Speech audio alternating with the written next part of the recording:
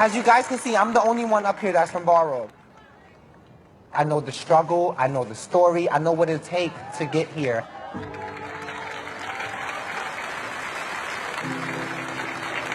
Ballroom has been underground for so long. We fought so hard to be seen. We have fought so hard to be respected.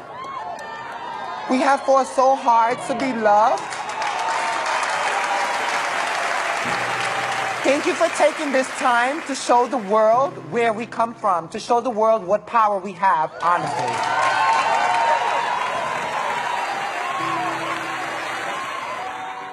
Olá, bem-vindos a mais um vídeo neste canal e é com essa introdução incrível da Naomi Maldonado discursando no episódio 5 do reality Legendary da HBO Max que a gente começa o vídeo de hoje falando sobre o Ballroom, os bailes Vogue, o que a gente conhece, como começou tudo isso, como é que foi desenvolvido ao longo do tempo para ter chegado nos patamares que chegou hoje em dia, né? Então, já curte o vídeo, já se inscreve no canal e vamos começar. Para isso a gente tem que voltar lá no finalzinho do século XIX, na metade para o final do século XIX, quando os bailes Vogue não eram chamados de baile Vogue nem de ballroom, eram chamados de fairy balls ou faggot balls, que seria numa tradução livre baile das bichas. Isso aconteceu entre o final do século XIX e começo do século XX, até chegar em 1920, ali na década de 20,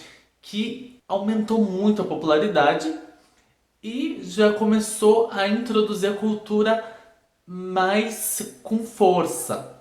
O que eu quero dizer com isso? Começou a influenciar na vida das pessoas ali, começou a crescer o público, começou a chamar gente e teve a chegada ali no Harlem, que é um bairro que a gente conhece muito em Nova York, né? Então teve essa junção, né? Juntou a cultura do Harlem, que era majoritariamente negra, as pessoas que moravam ali negras, e também a cultura do ballroom, que começou a ficar mais forte nesse momento. É nesse momento também que acontece o renascimento do Harlem, como é chamado, que é quando aconteceu um ápice da cultura e das atividades artísticas nessa região de Nova York.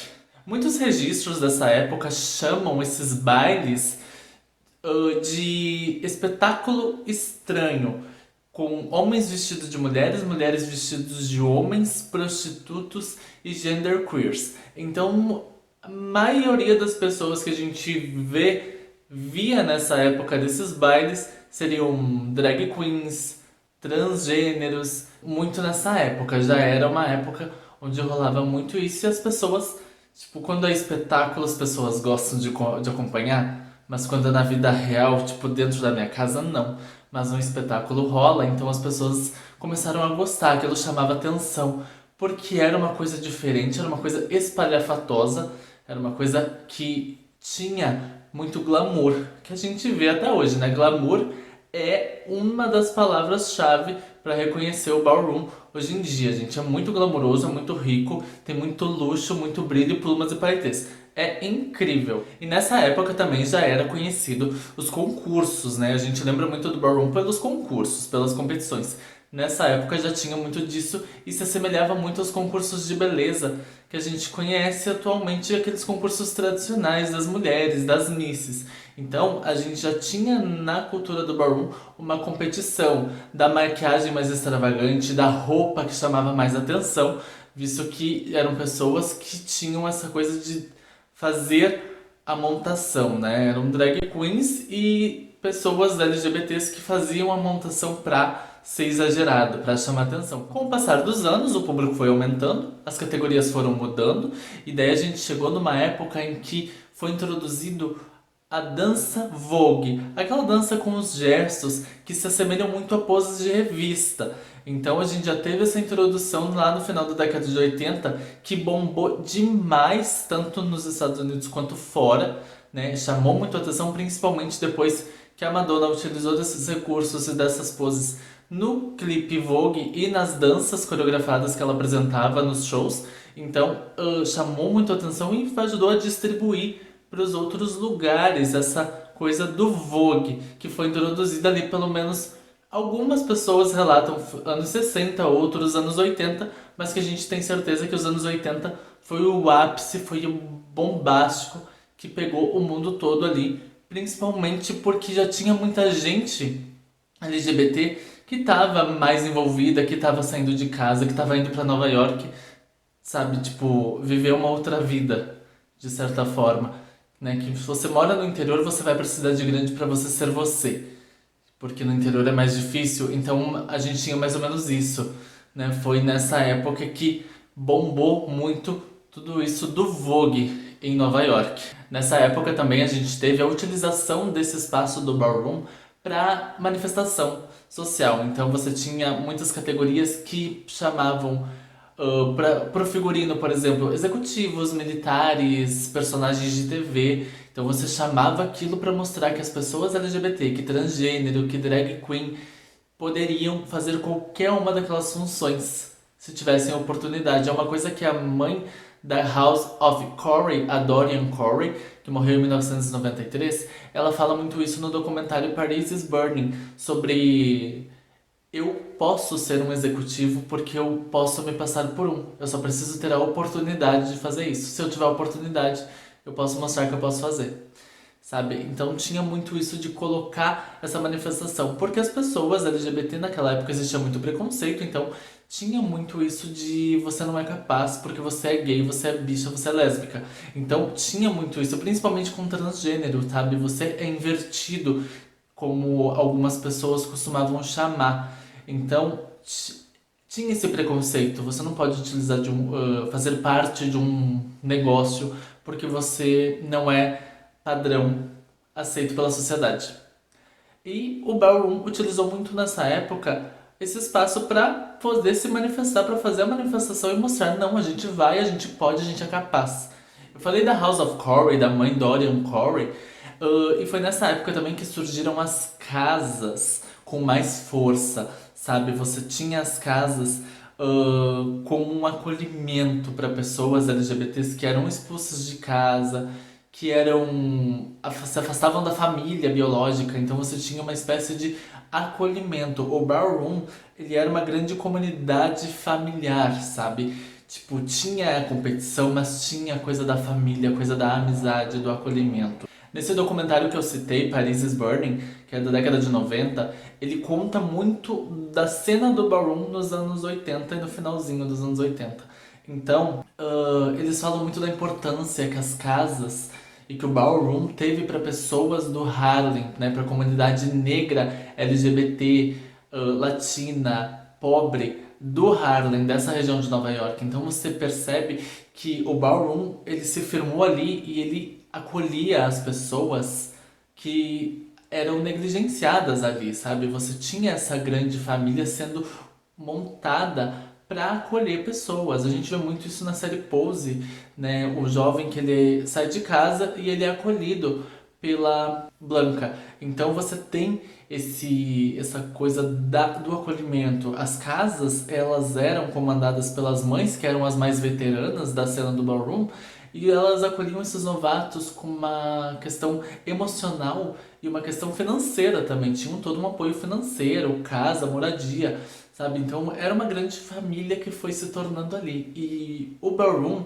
ele criou uma comunidade que surgiu em torno dessas casas, né? Então você tinha essa grande, eu vou falar família de novo, mas esse acolhimento, esse afeto que era criado por ali. Você é da minha família, você é minha mãe agora, você é meu filho, eu vou cuidar de você como sua família não cuidou. Tinha muito isso, e isso é muito bacana e é muito bonito, e você vê até hoje, você assistindo o Legendary Reality Show, é muito bacana ver eles falando nos trechinhos que eles contam a história deles, essa coisa do acolhimento. A casa me salvou. Eu cheguei no ballroom e isso me salvou, porque eu tava sem rumo. E isso é muito bonito de ver, é muito emocionante, porque a gente que é privilegiado, a gente acha que tá mal quando a família não aceita muito bem. Mas aí você percebe que tem pessoas que perderam a família biológica por serem quem são e precisaram de apoio. E tem essas casas, surgiram essas casas, esse universo do ballroom com um acolhimento emocional, com o amparo para acolher esses jovens que estavam assim perdidos, eles não sabiam o que fazer, né? Na década de 90 tinha muitos jovens LGBTs que estavam sendo diagnosticados com AIDS, que foi o início da epidemia.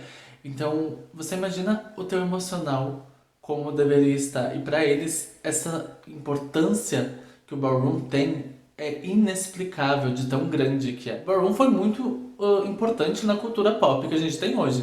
Por exemplo, RuPaul's Drag Race, que tem aí 11 temporadas, né, famosíssimo reality, tem muito dessa competição por categoria, sabe? Você mostrar o seu talento, você mostrar no que você é bom. Tem um pouco disso. Ou tem a série Pose também, do FX, que é criada pelo Ryan Murphy, criador de American Horror Story e Glee, que ele mostra muito isso. A série se passa nessa época e mostra. Tem a House of Evangelista, House of Abundance. Então você tem esses personagens e você conhece muito. Eu conheci a cultura das casas do ballroom em Pose. Então é muito importante a importância que essa série trouxe para ajudar a impulsionar ainda mais a cena do ballroom nos streamings que a gente tem hoje em dia, né? Tem o Reality Legendary do HBO Max, que também mostra muito mais isso, sabe? Tira o ballroom da, da espécie de casa de show no bairro de Nova York e mostra para todo mundo pela tela da TV, pelo streaming, e você consegue acompanhar, e você torce junto, e você grita, e você vibra e você, com a vitória. E isso é muito importante, né? Tem a jurada, uma das juradas é a Leomi Maldonado, que ela surgiu do ballroom quando ela tinha 15 anos de idade, ela já estava nessa cena, né? Ela é trans, ela é afro, eu vou lembrar. Afro-porto-riquenha. Leomi Maldonado é afro-porto-riquenha, maravilhosa, dançarina, coreógrafa, modelo. É assim, um espetáculo de pessoa. E esse discurso que ela fala no começo desse vídeo que eu coloquei é muito importante para mostrar que, caramba, as casas e o ballroom, eles têm um significado na vida das pessoas, sabe? Você teve a participação da Dominique Jackson, que faz Pose, que é a protagonista, e que ela também participou de jurada do terceiro episódio da temporada de Legendary. Ela fala muito isso e ela também surgiu no ballroom. Ela se firmou na House of Sinclair, então você tem pessoas do ballroom surgindo na TV, na série favorita que você acompanha, no reality show que você acompanha, que é muito bom. Legendary é um dos melhores reality shows que eu já assisti nessa questão LGBT. Eu amei, tipo, muito, então assistam. Até por isso que eu tô fazendo esse vídeo, porque eu senti que eu precisava fazer esse vídeo e mostrar, sabe? Tipo, falar um pouco. As pessoas conhecem sobre a história do ballroom? Será que elas sabem disso? Ou será que não? Será que as pessoas têm noção da importância disso tudo que a gente viu no reality? Elas sabem quando que isso começou? E o quanto isso é importante pra gente que é LGBT? Ou não? Sabe, foi isso que me fez fazer esse vídeo. E outra, muitas gírias que a gente conhece, que a gente fala LGBT, aquele shade gostoso que a gente costuma usar, surgiram dos ballrooms. Então, tipo, o impacto da cultura do ballroom na nossa vida hoje em dia como LGBT é muito grande. No Brasil, a gente tem a cena do ballroom chegando lá pelos anos 2000, mais ou menos. É difícil encontrar muita coisa, porque a gente não conhece muito, principalmente eu pesquisei algumas coisas, eu não encontrei muito.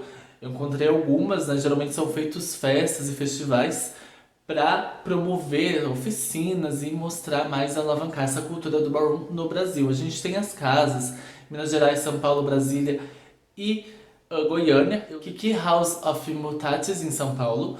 Tem Kiki House of Atroa, eu acho que é assim que se pronuncia, que é em Goiânia.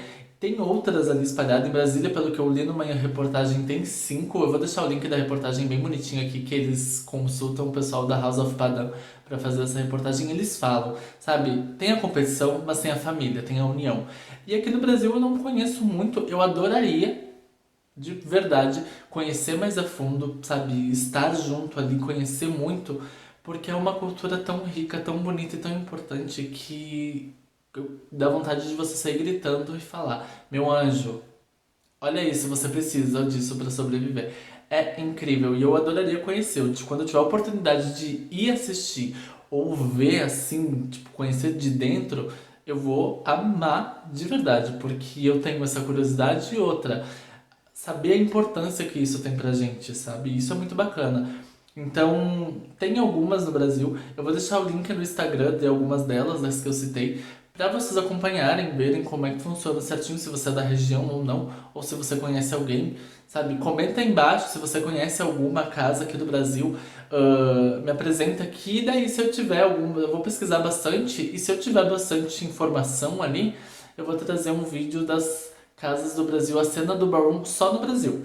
Né, falando só no Brasil, como que aconteceu, sabe, quando foi como é que tá sendo no Brasil, principalmente agora que teve o reality Legendary, trazendo de novo, alavancando para todas as mídias, né, que no Twitter, no episódio do Legendary, eu só via isso no meu Twitter, as pessoas comentando, e eu ficava muito feliz porque eu pensava, nossa, só eu que vou assistir? Não, uma galera, então é muito importante isso, sabe, você vê as pessoas vendo aquilo e sentindo a importância. O vídeo de hoje foi mais ou menos isso, foi para apresentar a cena do Ballroom, né, contar um pouquinho da história. Eu quero trazer mais, eu quero pesquisar mais, eu quero falar disso só no Brasil também, ver como é que funciona, como é que poder explicar e trazer uma coisa da nossa pátria, do nosso país, para vocês. Eu quero que vocês deixem nos comentários o que vocês acharam, se vocês já conheciam, se vocês conhecem, manda sugestão para outros vídeos também. Deixa aquele like bem gostoso que eu adoro. Se já se inscreveu no canal, se não se inscreveu, se inscreve aí, me segue nas redes sociais, tá? Eu tô sempre no Twitter e Instagram, me segue lá. Terça-feira tem vídeo de K-pop, né? Hora do K-pop perfil. Já tem o primeiro vídeo, saiu na terça passada. E sexta que vem tem o vídeo novo do Bom de Papo aí com um tema completamente que vai aí surgir na minha mente nesse final de semana. Não sei, assim, é muita coisa, porque é muita coisa mesmo, gente, tá? É muita informação, eu faço faculdade, é uma loucura. Aqui, ó, é funcionando, né? Agora eu tô com cabelo diferente também, né? Aquele up da autoestima, né? Várias fotos surgindo. Enfim, me segue nas redes sociais, curte, comenta e deixa aquele compartilhamento, manda pra galera, manda pra todo mundo, porque é um vídeo que, assim, eu quero que chegue muita gente para as pessoas conhecerem mais sobre essa cultura tão rica e glamurosa que a gente tem do ballroom no mundo todo, gente. Vamos espalhar amor, espalhar a palavra do ballroom. Beijo e até o próximo vídeo. Tchau!